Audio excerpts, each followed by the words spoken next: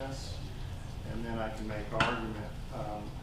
I can tell the court this: on Monday, when I went by the jail to check on who my witness would be, and the documents I subpoenaed were prepared and given to me, I learned that they were in the process of downloading 1,500 jail calls to digital devices. I didn't ask which agency requested that be done and whose calls they were and all of that, but 1,500 was enough to stop me in my tracks. And so I just interviewed them, decided which of the witnesses would be able to be my conduit to get in the documents I have. And I've got her cell number and can text or call her to come to court at a moment's notice. She's a sheriff's deputy. So if we've got other motions to do, I can do that, have her here. My plan would be to put her up, ask some questions, not very long, introduce the exhibits, and then make argument. Which I guess, without answering the question, answers the question. There really hasn't been a lot of discussion between the state and defense on what specific jail calls we're talking about. Well, the only discussion we've had is, yes, we plan to use some jail calls. We don't know which ones yet. We'll let you know. And Judge, if Mr. Hogue intends on calling Stephanie Britt, who I believe is his intended witness, then the state would have no further witnesses. We do have some questions for Ms. Britt, and we would have at least one exhibit with her unless it's tendered by the defense. And we have argument, of course. Why don't we let her know that we'll get her immediately. We'll move on to some other things, but let's get the process moving. She may be in the courthouse. She told me she would be here today, but I needed to text her, so I'll call her or text her right now. And I believe she's here, Your Honor. Okay, so she's available. All right. Let's work through the details of that then. We're going to go sound for her. Yeah, well, think about it. Yeah, she's here. We're ready to move forward if she's here. I am. She's here, yeah.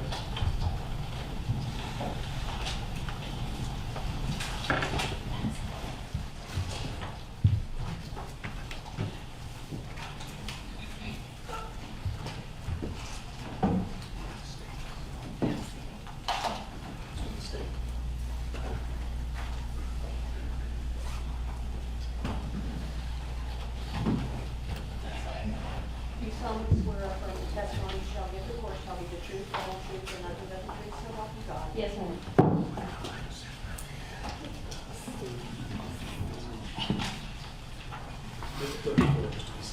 Good morning, Deputy Britt. Good morning. I called you Deputy Britt. You're employed where? The Glenn County Sheriff's Office. And what's your position there? I am the Internal Affairs Investigator. I'm a deputy. Among all of your many duties. I'm sorry, Your Honor. I'm sorry, Mr. Hogue. Has the witness been sworn? Yes, yes, Okay. ma'am. Among your many duties, does one of your duties have to do with inmate jail phones and phone calls? Yes, sir, it does. Would you describe for the court what your duties involve regarding the jail phones? Sure. We receive requests from attorneys and from the police officers and from the district attorney's office in reference to jail phone calls. They send a written request for calls, and whatever calls they request, I download them and disseminate them to the officer or the attorneys. Okay. Are there policies and procedures written and maintained by the sheriff's office regarding the jail There are. phones? I'm going to show you some documents here. I've provided copies of these to the state, so you don't need me to show them to you again, I presume. Which ones in particular are you talking about? All right, I will show you. Just one moment, please.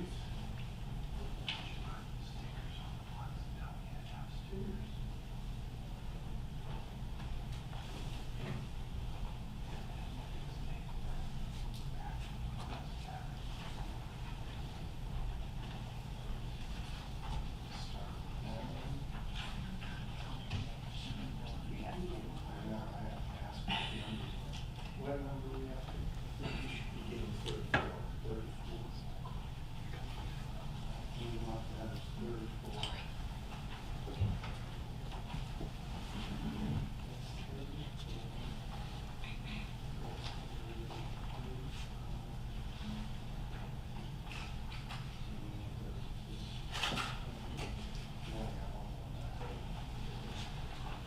Deputy Britt, I'm going to show you what I've marked as Defendants Exhibit 34. Ask if you recognize what that is. I do. What is it? This is our standard operating procedure for inmate jail phone calls. Okay. And showing you Defendants Exhibit 35, do you recognize that? Yes. What is it? This is the policy pertaining to inmate telephone calls. All right. Show you Defendants Exhibit 36, and you recognize that document? Yes, this is the inmate handbook. All right. And I tender in the evidence Defendants Exhibits 34, 35, and 36. No objection from the state. Very good. All right. I'm going to show you what I'm going to mark as Defendants Exhibit 37.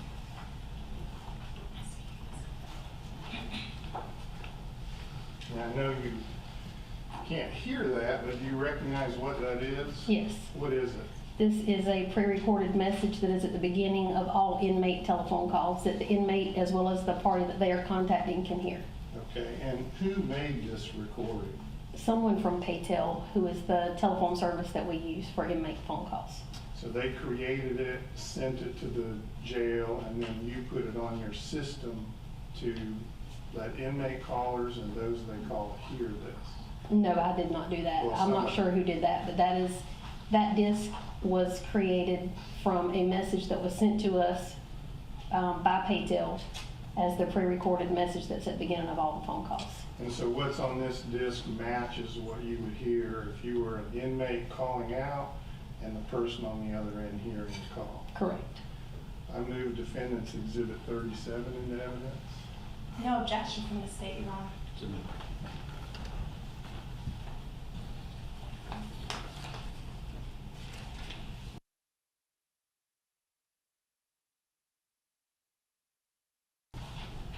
Yeah, I'm putting numbers on as we go. I didn't expect to be first up, but I'm close. This is the last batch. And Your Honor, while he's doing that for the record, I believe this is one of the motions we formally joined in writing. Mr. Hammond. I want to make that clear, we joined, although the state has not indicated that they have any phone calls to use with Mr. Bryan yet. But I have an abundance of caution. Motion's been adopted.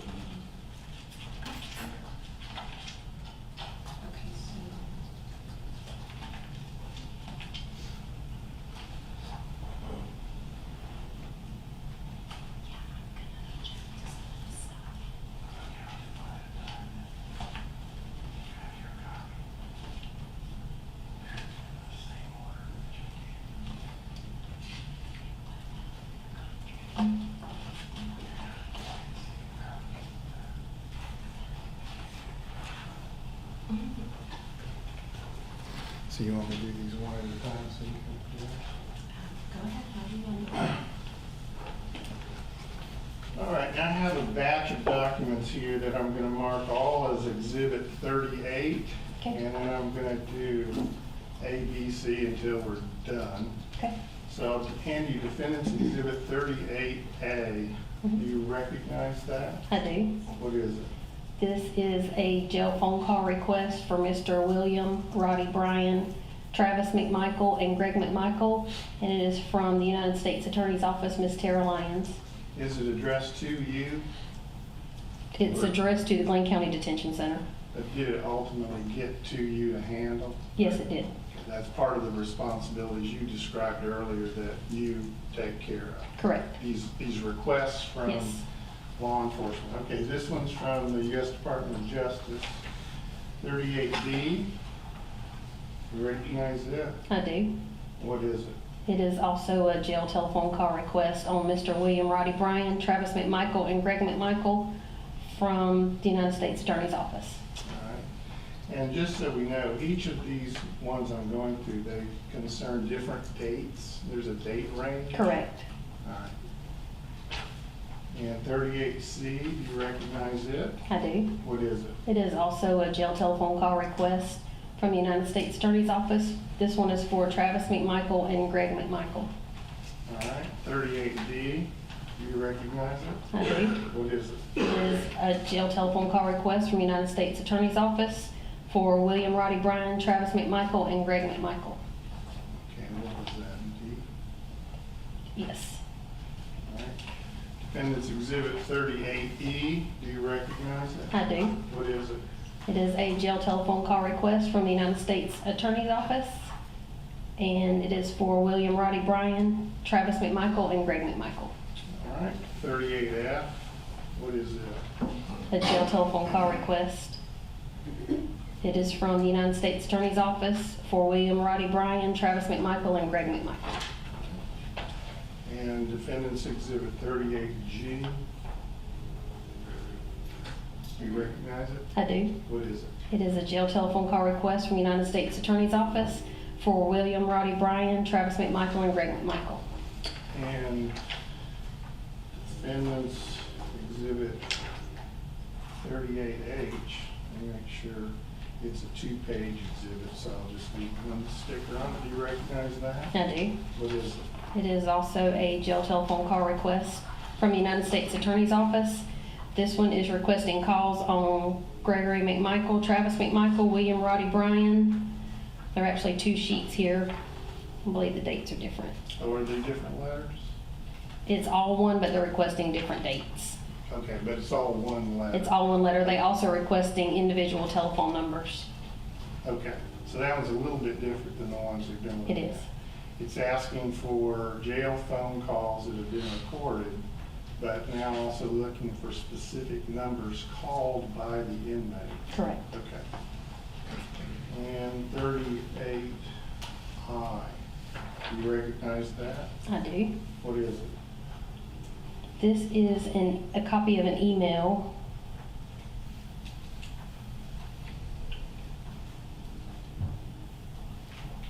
requesting jail telephone calls. And who's it from? This is from Tara Lyons with the United States Attorney's Office. So it's similar to the others, it's just an email form? Correct. Okay, thank you. And Defendants Exhibit 38J, you recognize it? I do. What is it? It is a jail telephone call request from the United States Attorney's Office for William Roddy Bryan, Travis McMichael, and Greg McMichael. All right, and that one's J. And Defendants Exhibit 38K, do you recognize it? I do. What is it? This is something that I typed up in reference to a telephone call from GBI agent Marcus Griffin requesting a duplicate copy of jail telephone calls. Okay. And Defendants Exhibit 38, L. Do you recognize that? I do. What is it? This is a request from the United States Attorney's Office for jail phone calls on William Roddy Bryan, Travis McMichael, and Gregory McMichael. And Defendants Exhibit 38M. You recognize it? I do. And what is it? It is a request for jail phone calls from the United States Attorney's Office on William Roddy Bryan, Travis McMichael, and Gregory McMichael. And Defendants Exhibit 38N. You recognize it? I do. What is it? This is a copy of an email sent to me by James Feller of the GBI requesting jail telephone calls On, pertaining to Mr. William Bryan. okay. And Defendants Exhibit 38O. You recognize it? I do. What is it? This is a request from James Feller with the GBI requesting jail phone calls pertaining to Greg and Travis McMichael. Okay. And Defendants Exhibit 38P. You recognize it? I do. And what is it? This is a request from the Georgia Bureau of Investigations, Special Agent Nicholas Anzac for jail telephone calls regarding Gregory McMichael and Travis McMichael. And last, Defendants Exhibit 38Q. Do you recognize it? I do. And what is it? This is from the GBI as well, requesting telephone calls, jail telephone calls for Travis McMichael and Gregory McMichael. Okay. At this time, I move Defendants Exhibits 38A through.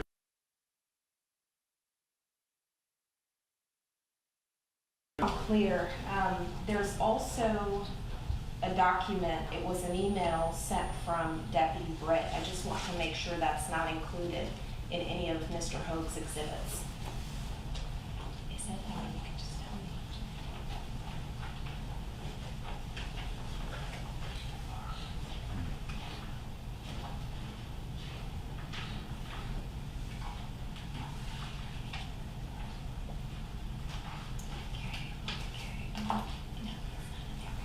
No objection from the state judge. There we go. Deputy Britt, are these requests we just went through, A through Q, that you gave me on Monday of this week, correct? Yes, sir. All that there are, or have any new ones come in since Monday? To my knowledge, that's all we have. I know one came in, but I'm not sure if it was prior to or after Monday. I do not have that one, the undersheriff does. Okay. And we talked Monday over at your office, and there was some mention of your being in the process of downloading about 1,500 phone calls. Do you remember that? That was not me, that's the undersheriff. But you were there when he mentioned that? I was. Are you involved in that process of downloading those phone calls? Those particular calls, no, I'm not.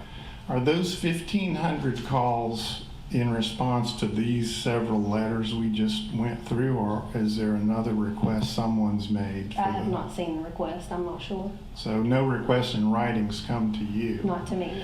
Do you have any firsthand knowledge of whether those 1,500 phone calls are all phone calls of all three of these defendants during their entire time they've been in the Glenn County Jail up to now? I have not seen the request. Okay. So your answer is you don't know what those 1,500 phone calls are No, sir. or who requested them? I'm not sure. All right. That's all I have, Your Honor. Your witness.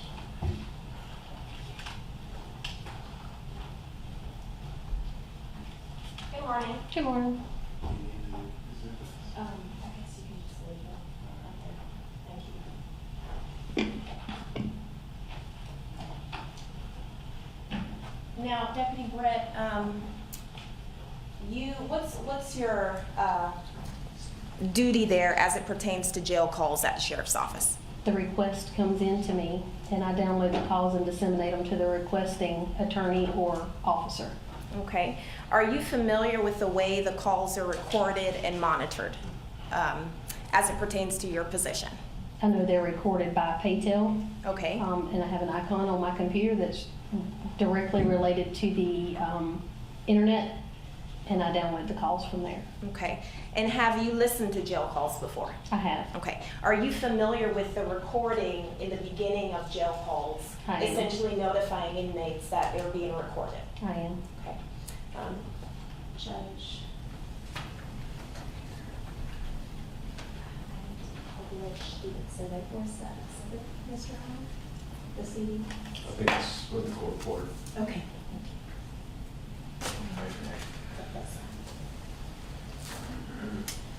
I'm gonna put this in, I'm sorry. Okay. So let's do this. Judge, we actually have a duplicate in the state's file of that very exhibit. I don't believe there's a way to play the CD that Mr. Hoag just tendered. Would the court object to us playing that duplicate? Does the defense have any objection to it? No. Okay. So Judge, without objection at this time, I would like to play that duplicate of Defense Exhibit 37. Okay, go ahead. Thank you.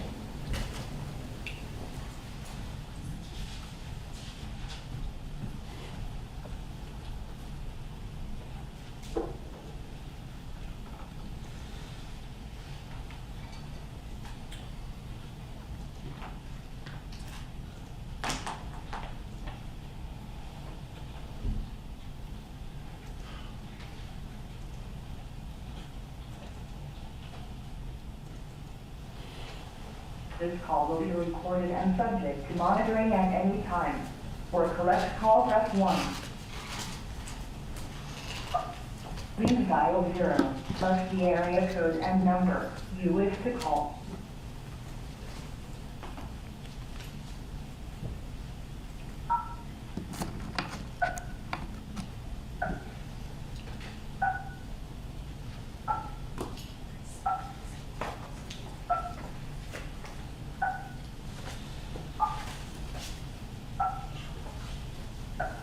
Please give your first and last name clearly after the tone.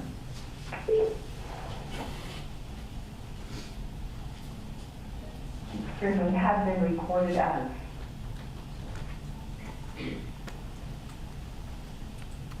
To record your name again, press 2.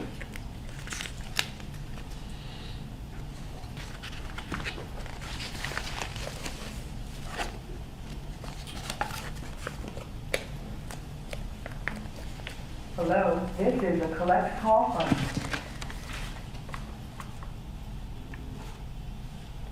an inmate at Glynn County Detention Center with telephone service provided by PayPal Communications. Para español, presione 2. The current balance for your account is $1,000. Stay on the phone after this call for payment options. To receive information about new affordable permanent rates, press 2. To accept this call, press 3 now. To block all future calls. This call will be recorded and subject to monitoring at any time. You may begin speaking now.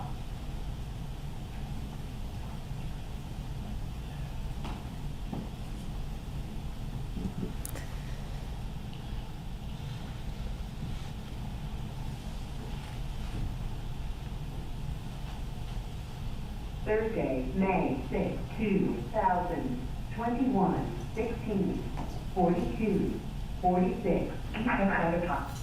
So Deputy Britt, it actually says on that recorded message multiple times that the calls are being recorded, correct? Yes, ma'am. Okay.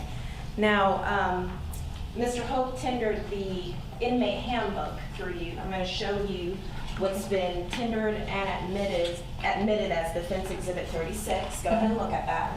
Okay. Now, do you see the portion there in that handbook that pertains to telephones there at the jail? Yes, ma'am. Can you just read that paragraph for the court, please? Sure. Inmates will be provided access to prepaid or collect call telephones in the inmate housing areas and in the booking area.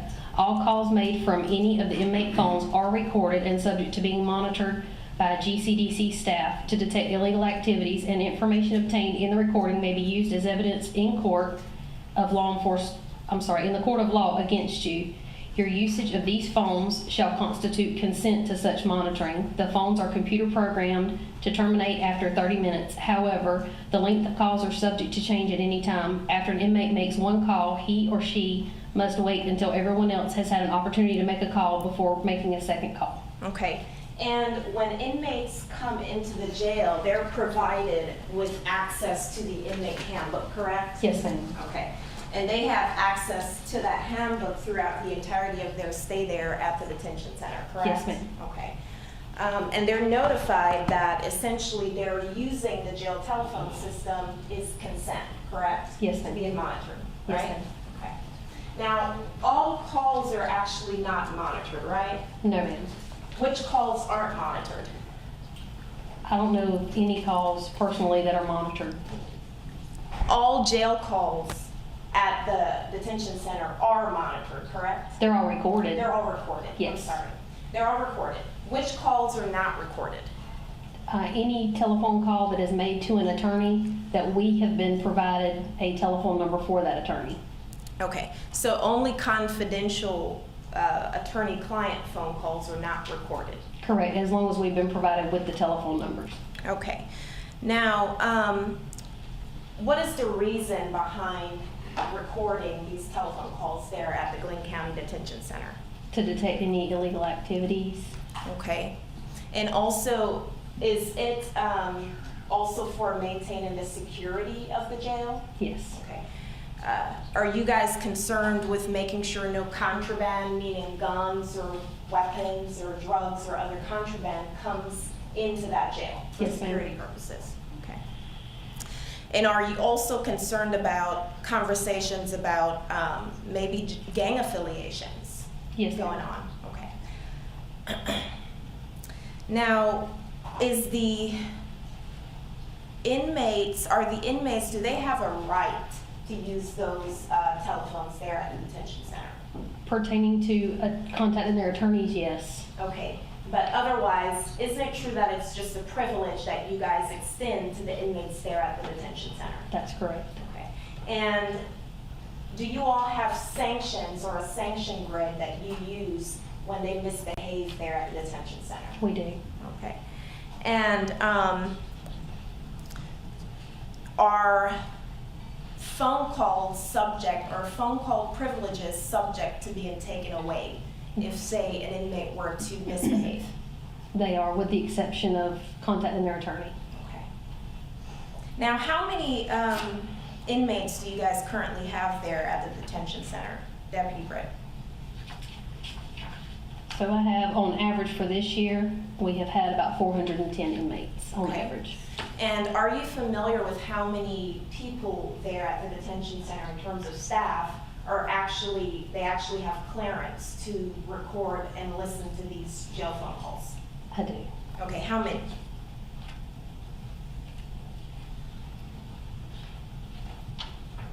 $12. Okay, so on average, you all have over 400 inmates there at the detention center, correct? Yes, ma'am. And you have 12 people who have the clearance to actually record and monitor the calls. Yes, ma'am. Now, in addition to your duties as it pertains to the jail phone call system, do you do other things there at the detention center? I do. What else do you do? I do all of the internal affairs investigations. I do some outside investigations. I assist with transports of inmates to doctor's appointments, to court, to prison, 1013s, which are mental health patients that we pick up and carry to mental health facility. Okay, so you're not at the computer day in and day out, just dealing with the jail recording system for the phone calls, correct? No. Now, the other people who you mentioned who also have the clearance to do this, do they have other duties as a part of their jobs there at the detention center? Yes, ma'am, they do. Okay, so they're not just sitting at the computer recording and monitoring jail phone calls all day, correct? Correct. Do you all have the manpower to do that? No, ma'am. That's all.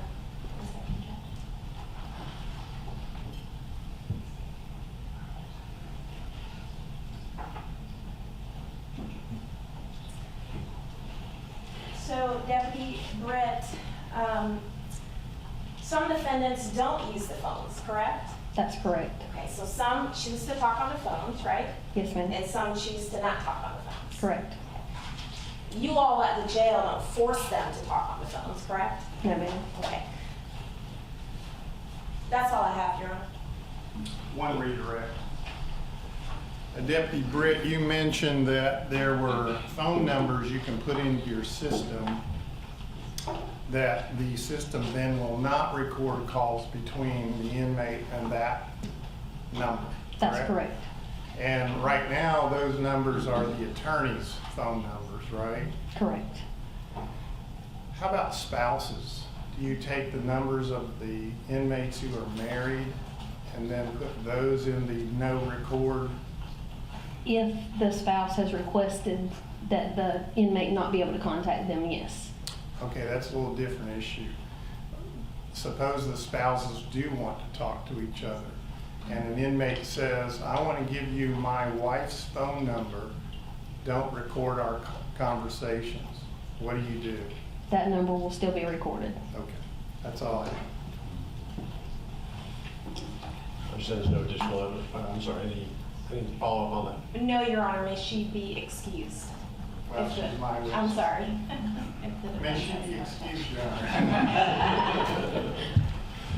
I love the formality of it. Yes, you can step down, you are excused. Any additional evidence? No, Your Honor, the evidence is closed. Anything from the state beyond what's been presented? No, Your Honor, just argument.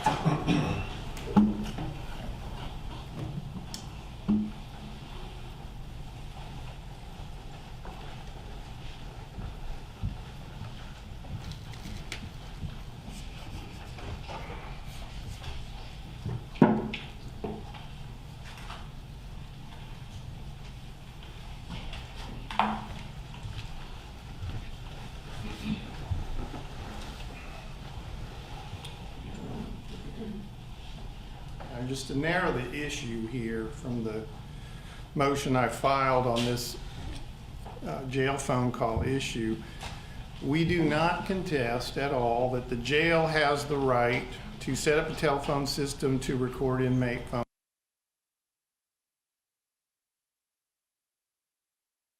Every inmate phone call except for privileged ones, and that they can monitor those phone calls, the non-privileged ones, either in real time if they so choose, or by monitoring the recorded calls at whatever time they choose.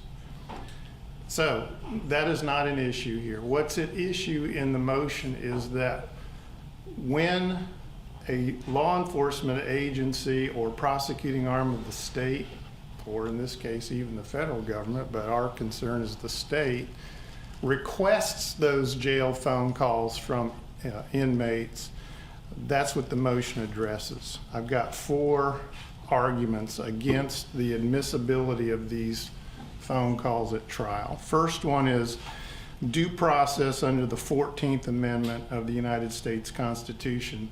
The clause that says, no state shall deprive any person of life, liberty, or property without due process of law.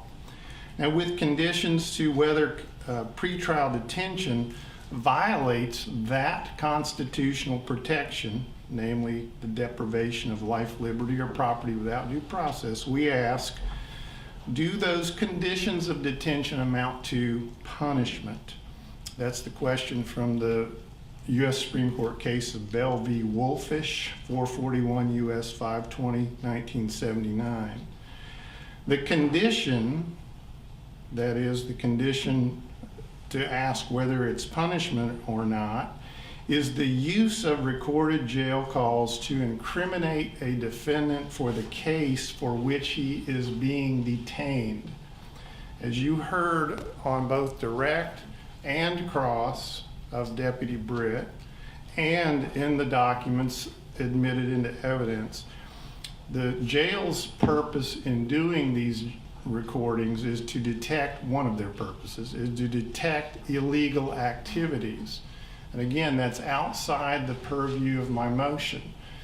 An illegal activity would be one that the inmate is engaged in the phone call. That could be the ordering of contraband to be delivered to the jail, the intimidation or influencing of a witness, perhaps some sort of plot to escape from the jail, or any number of other crimes that could be planned or being committed in the phone call. That's what it means to detect illegal activities. It is not an illegal activity to talk about your pending case with family members or friends on a phone call and say whatever it is you wish to say about your pending case. That doesn't amount to an illegal activity, like intimidating or influencing a witness. So what we're talking about is to draw a distinction between the jail's legitimate regulatory restraint from punitive measures. Obviously, the jail has a legitimate regulatory interest in recording inmate phone calls for the reasons that have been brought out here today. Inmates in there plotting to do illegal activities. So maintaining security is on the legitimate side, but incriminating and then punishing a defendant for those phone conversations that are about his case, those are the ones that are at issue here. And the example I put in my motion comes from the bond hearing that we had in this case. And I only use it as an example. I have no idea if it's one of the calls the state would intend to use at trial, but it's the phone call that Your Honor heard at the bond hearing in which Mr. McMichael is talking to his brother and uses the familiar aphorism, no good deed goes unpunished. The state portrayed the meaning of that to be the good deed is the killing of Ahmaud Arbery. Being punished for it is what's happening by being charged and incarcerated, which is not what Mr. McMichael meant. He meant patrolling his neighborhood and trying to capture someone suspected of crimes in the neighborhood as the good deed, the being punished for it was then being charged with murdering him and being. So it was a jail phone call used in that case legitimately by the state, I concede, at a bond hearing. But at trial, to use that or any other phone call they might find like that, where it's an interpretation of an inmate's conversation with someone used to incriminate him, which then could lead to his conviction, which would then lead to his punishment, we argue is a violation of due process under the 14th Amendment. That's argument one. Argument two, still under the 14th Amendment, is the Equal Protection Clause. Here the 14th Amendment states that no state shall deny to any person within its jurisdiction the equal protection of the laws, meaning all persons who are similarly situated must be treated alike. If they are similarly situated and treated in a disparate way, that is a violation of the 14th Amendment Equal Protection Clause. Now, in criminal matters, the question is, who is similarly situated to whom? Well, we're looking at individuals charged with crimes. And under Woodard versus the state at 269 Georgia 317, a 1998 Georgia Supreme Court case, the people who are in a similar category are individuals charged with the same crime. So not all inmates are similarly situated, but all inmates charged with the same crime are. So you compare defendants in our case who are charged with murder. Now we have other charges in our indictment, of course, but we can just focus on murder. It's the main one. It's a malice murder and several felony murder charges, with felonies charged that underlie those felony murder counts. So if you compare defendants charged with murder, there are those charged with murder who have been granted bail and are out on bond. Then there are those who have been charged with murder who have been denied bail and are in jail. Obviously, the McMichaels and Ronnie Bryan are all in jail, and there are several defendants charged with murder who are out on bond in every county, perhaps all across the state. And as I put in a footnote as an anecdote in my motion, I have 7 clients who are charged with murder who are out on bond, and then I have 3 that aren't. Mr. McMichael is one of those 3. Those clients or defendants charged with the same crime, therefore, under Woodard v. the state, are similarly situated. And the case law says that when you have a constitutional provision at issue, as we do here, equal protection of the laws, and it concerns a fundamental right, which is here one's liberty and due process, we apply strict scrutiny to the policy or the action that's under review. Here, not the recording of or the monitoring of, but the use at trial of recorded jail phone calls. Strict scrutiny requires that the court look to see whether there is a narrowly tailored policy. Now here, the jail's policy is tailored just fine. It's when they get a request from a prosecuting arm of the state, hey, give me the guy's phone calls, and I'm going to play him at his trial to try to incriminate, convict, and then have him punished for that in part. And so the narrowly tailored policy is security interests, no problem with that, but there it stops. To incriminate and punish is to go beyond it. The jail has the capacity, and Deputy Britt said so, to distinguish phone calls. Those that are privileged, as with a lawyer, and interestingly not with spouses, and those that aren't privileged. They can distinguish. They can tell their computer system, do not record phone calls between the inmate and this phone number. So that's the second argument. The third one, I will say, applies only in this case to Greg McMichael, and that's the spousal privilege.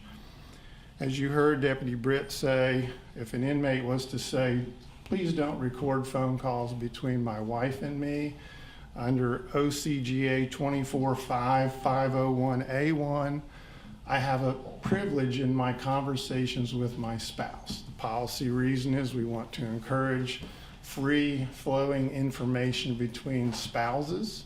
We don't want them to have their conversations recorded and then publicized to the world. We want to encourage them to talk.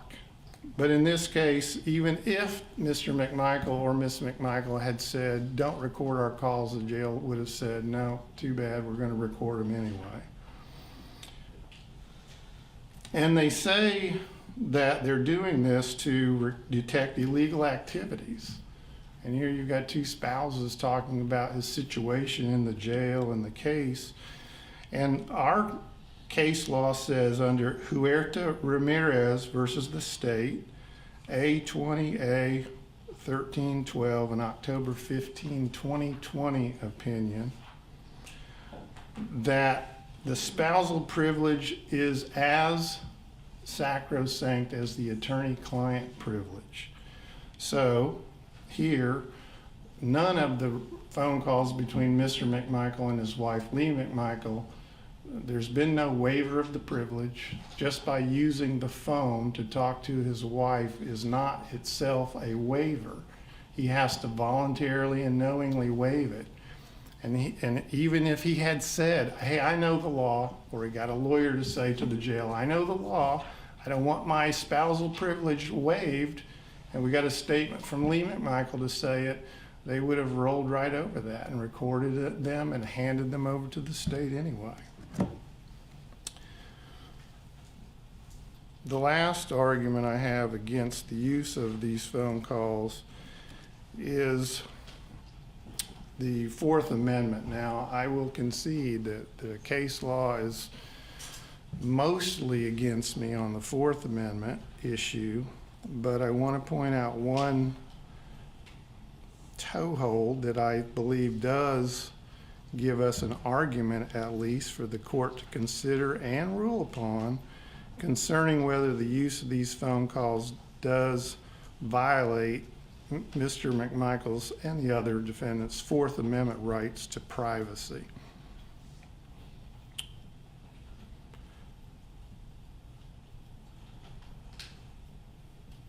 Just 1 second, Your Honor.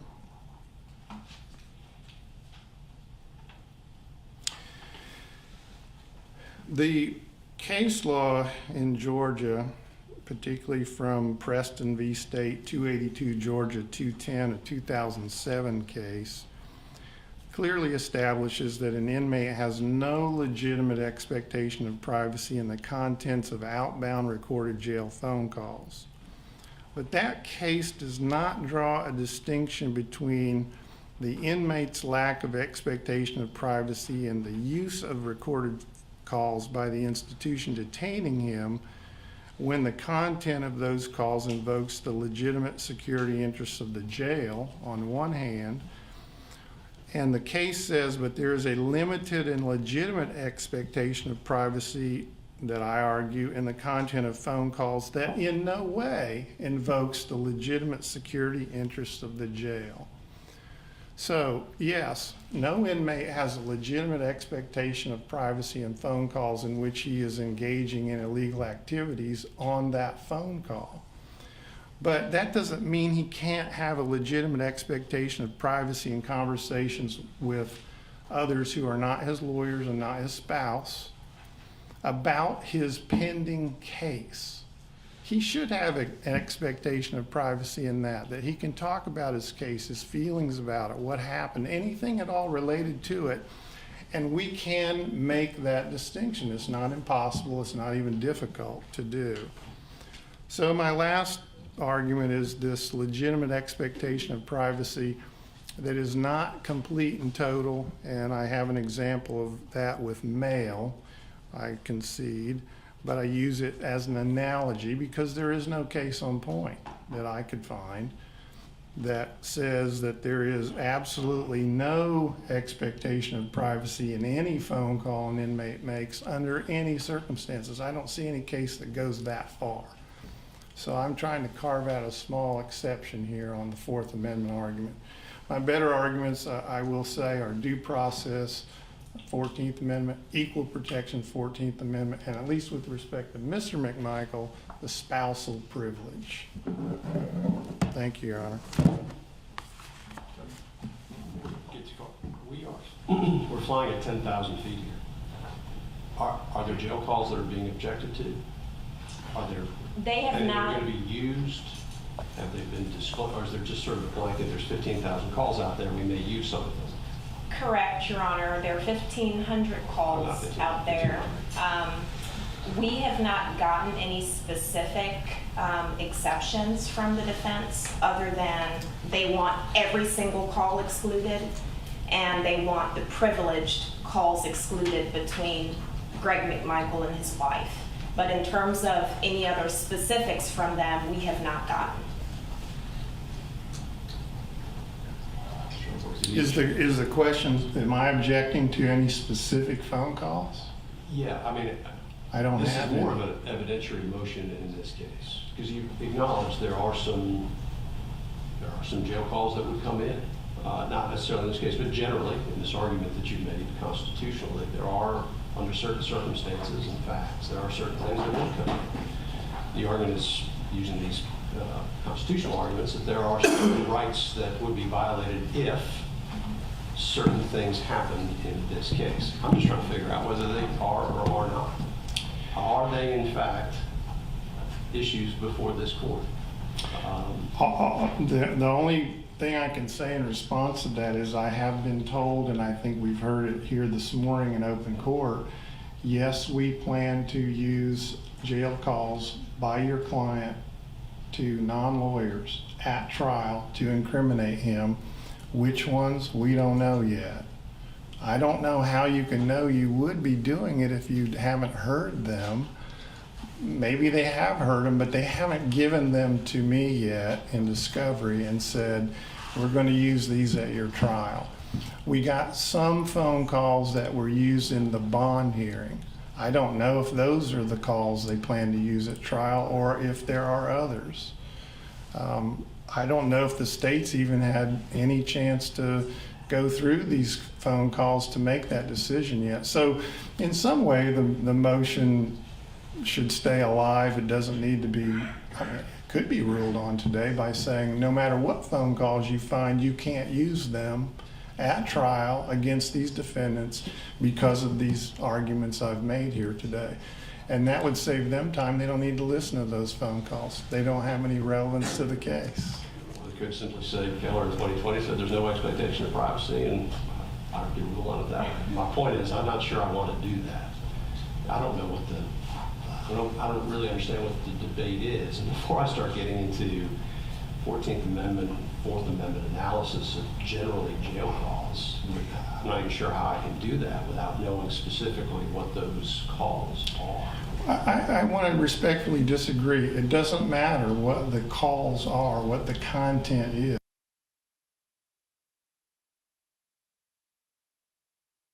To incriminate the defendant, no matter what it includes, then they will want to authenticate it and introduce it in their case in chief or in cross at trial. My argument says no matter what's on that phone call, this argument says you can't use it. It violates the defendant's constitutional rights in at least 2 and possibly 3 ways, and violates, in Mr. McMichael's case, his spousal privilege that has not been waived if the phone call's between him and his wife. So the content of them really doesn't matter to the ruling on this motion. So long as the state plans to use it, they think it's relevant under 401, then my motion applies to that jail phone call, no matter what's on it. If it was another crime being committed, okay, use it. And, Your Honor, the state agrees with the court that really this is an evidentiary issue that should be settled by the statutory law that we have in the case and also the rules of evidence, namely 401, 24-401, 403, maybe the hearsay provisions in the rules of evidence and also the privilege positions. But I'll go ahead and just tackle the due process argument, the equal protection argument, and the Fourth Amendment argument. I would say to the court that the state does not intend to use jail calls between Greg McMichael and his wife because we would contend that we would agree that they are privileged phone calls unless and until they become relevant for impeachment purposes if Mr. McMichael were to testify or his wife were to testify. But essentially, Judge, for just the basic understanding of the due process clause of the 14th Amendment so we can know what we're dealing with here, of course, the due process clause is one clause, but it protects two different things. So we have procedural due process, which is essentially, of course, your day in court, notice a hearing and an impartial judge. And also substantive due process and fundamental rights, which Mr. Hogue mentioned in his motion, which we know in terms of criminal law, we're dealing with the Fourth, Fifth, and Sixth Amendments, and other things like, the right to marry, right to have kids. Only fundamental rights need strict scrutiny. And we would contend that here the court does not need to go through the strict scrutiny analysis because there's no fundamental right here. And I'll get into that more when I tackle the Fourth Amendment argument. But we would contend that the proper test for the court in this case is the rational basis test. So the Fourth Amendment, it is quite settled in Georgia, Your Honor, that a defendant has no reasonable expectation to privacy in jail calls, period. Other than, of course, those jail calls pertaining to confidential conversations between a defendant and his attorney, his or her attorney. I want to point the court to three cases. The first one is Rogers v. State. That's 290 Georgia 18. It's a 2011 case. In that case, the defendant challenged the use of his recorded jail calls at trial. The court held that an inmate had no reasonable expectation of privacy in jail calls, especially as in that case and as in the current case, when notice that the calls were being recorded was in the handbook given to each inmate and also a message further notifying the inmate that the calls were recorded was played before each jail call essentially happened. I want to also point the court to Keller v. State, 308 Georgia 492, and that is a 2020 Georgia Supreme Court case.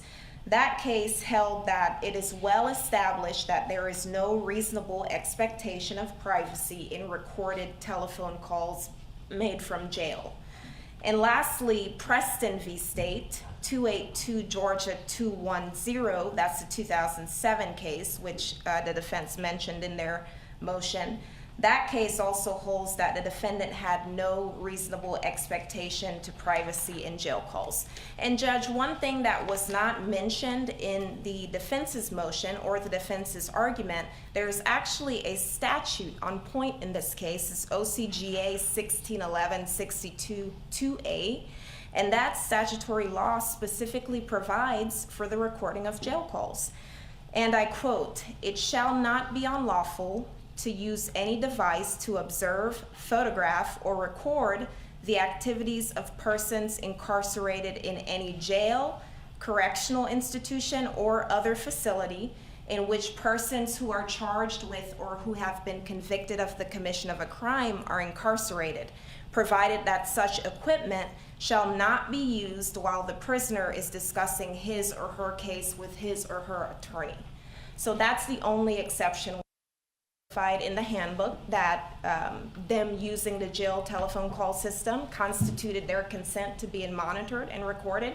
And also it played numerous times before the actual calls were made in that message that appears in every call made from the Glenn County Detention Center. So we would argue that consent also applies here. So there's no Fourth Amendment issue here for the court. Also, there's no procedural due process violation. The defense argues, which is a peculiar argument, that the pre-trial detention policy that's at issue here is the use of the call at trial. Well, if we're talking about using a call at trial, then we're no longer talking about a pre-trial detention issue. And like I stated to the court before, we contend that the proper analysis for the court is the rules of evidence, not the due process clause of the 14th Amendment.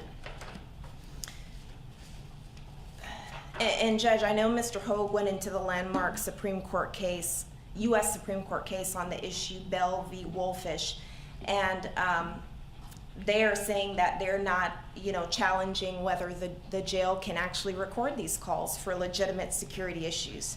So I'll go ahead and skip to the next portion. Another thing that came up in Deputy Britt's testimony is the fact that this is a privilege when you're in jail. They're not required to give you access to telephones because you're confined pre-trial. And there is absolutely no right to talk on these telephones at jail. It's a privilege and a courtesy given to defendants. Some defendants choose to use it, while other defendants choose to not talk on the telephone. Thus, the jail calls should not be categorically excluded based on due process grounds. Also, we don't believe there's an equal protection issue here. The due process clause and the equal protection clause of the federal and state constitutions, they protect only rights. They do not protect mere privileges. And we contend that that's what we have at issue in this case. There's actually a case, Woodard v. Lawrence County, site 265, Georgia 404. That's a 1995 case. And the court there said that the due process and equal protection clauses only protect rights. They don't protect privileges. And here there's no right to jail calls. There's just no right at all to it. It's a privilege. So because of that case, we shouldn't even get into an equal protection analysis, Judge, because equal protection just does not apply. I would like to point the court to something that the defense argued in their motion. They cited two cases. Those cases actually argued statutory issues. The first one, the defendant challenged the statute, the traffic in methamphetamine statute, under the due process clause. Under the equal protection clause. The second case, the defendant challenged the child hearsay statute. Here, we don't have a challenge to a statute. It's not like the defendants were coming here and challenging the statute that allows us to record these jail calls. They're challenging an actual policy. So those cases cited by the defense are not analogous here, and the court should not, take those into consideration because they're just not analogous. There's no challenge to a statute here in this case, just policy. So at the outset, a jail has no capability or authority to monitor the calls made by people who are not incarcerated in that jail. So in terms of talking about whether out-of-custody defendants and in-custody defendants are similarly situated for the purpose of an equal protection argument, we would argue that they're not. It's not just based on the statute that they're charged with. I don't believe every murder defendant is similarly situated just because they're charged with murder, not in this case, because the challenge is to a policy and not the actual murder statute. So an equal protection violation can occur only when the government draws a classification between similarly situated parties and treats one class differently from the other. If the parties are not similarly situated, there can be no violation of equal protection. Here, the defendants are not similarly situated because some are out of custody and some are in custody. Now, in this case, this court heard arguments during bond hearings and determined that under the bond factors outlined in 1761E1, the defendants were not a good risk on bond because they posed certain risks outlined in that statute. Other courts might decide, and Mr. Hogue brought up some of his defendants who are out on bond. Well, the judges in those cases determined that maybe those defendants posed better risks out on bond. So they're just not similarly situated, being in and out of custody.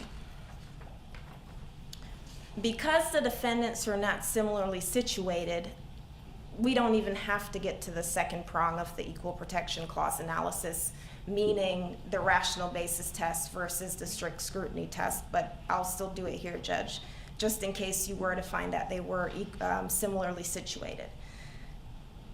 The rational basis test is applied when no fundamental right is at issue here. There's no Fourth Amendment issue because that was waived and a defendant has no expectation of privacy in their jail calls. So we're not talking about a fundamental right.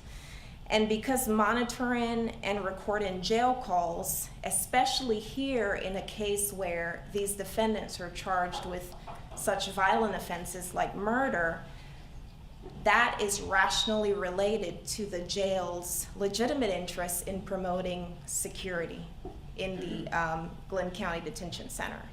So we don't believe that the equal protection argument's been made in this case, Judge. We don't believe the due process clause argument was made. We don't believe that the equal protection argument applies. And of course, the statutory law is spot on about us being able to record these jail calls. For those reasons, Judge, we would ask that you deny the motion. Thank you. Briefly, Your Honor, there's no urgency here in making a ruling, especially here in open court. So I want to encourage the court to do what I did not take the time to do during the hearing, and that is read from the exhibits I introduced. But if you look at the policy and procedures at 4.5 and 4.6, that's where the jail talks about why we're going to record phone calls. And it clearly lays out the legitimate security interests of the institution, with which I have no objection. And if you'll read the jail handbook and listen to the recording that's been introduced at your leisure, Your Honor, you'll see that all of the warnings are for the detection of illegal activities, telling inmates if you're committing crimes on the phone, we've got you on recording and you're going to have to hear about that later. So this is a nuanced argument. I implore the court to take time with it, look at the exhibits.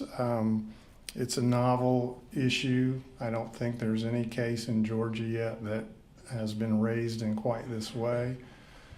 So I won't argue any further, didn't read from those exhibits, but I asked the court to take the time to look at those.